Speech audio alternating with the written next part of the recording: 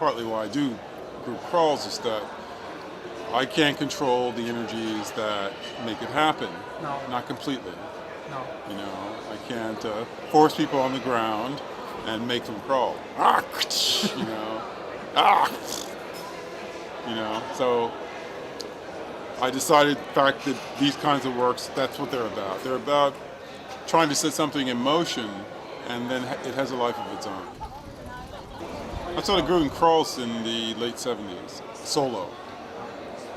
And even at that time, I realized that the real power was in a group. But at the time, it was just myself. It was just a leap of faith, if you will.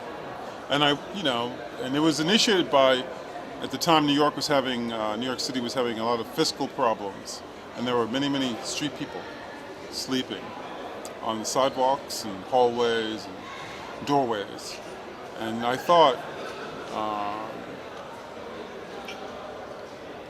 what if all of these people en masse began to move as one through the city?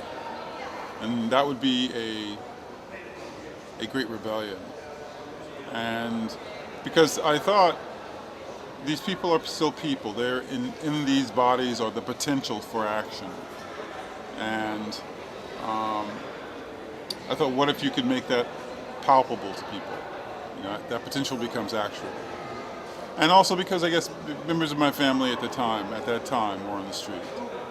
My aunt, I think, was on the street at the time, my father, my brother. And my big fear was, in the city of New York, which I think at that time was 8 million people, what if I ran into them? Yeah. Because that happens. Yeah. You know, many street people are very, they wander. You never know. So I thought, why not take this fear or this potential of my own of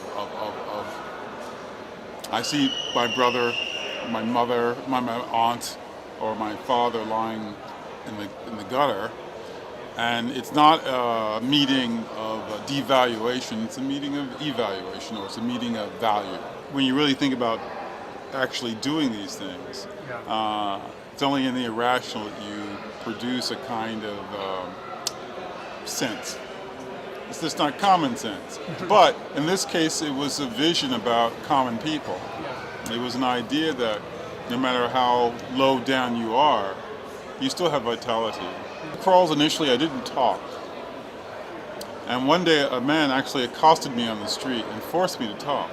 I don't think he knew that he was doing that. He was changing one of my rules. When you were doing the crawl with the flower in your hand? Yes, and this man, he was upset that a black man in a suit, this is before the Superman costume section period, and he simply said, he demanded, why are you doing this? Because he thought I was first ill or that I needed help. And he was upset that I didn't. And he was more upset because I had hired a white videographer to film it. And I was paying this man. That really upset him. Why are you doing this to yourself? Don't you know this is giving black people a bad name?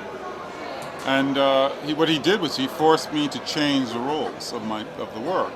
And I think that sort of led to the Black Factory, and I realized that the work cannot be, it can be mute in a kind of protest way.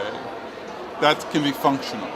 But at a certain level, I think it has to unpack itself as much as it can. It has to, the level of interaction, the layers have to, you have to develop those layers. And one of those could be conversation. Varför sitter han mitt på vägen? That's why you're sitting in the middle of the road. If you walk faster, you'll see all these crawling people. Om det går lite fortare ser du alla som crawlar. Han var en av dem.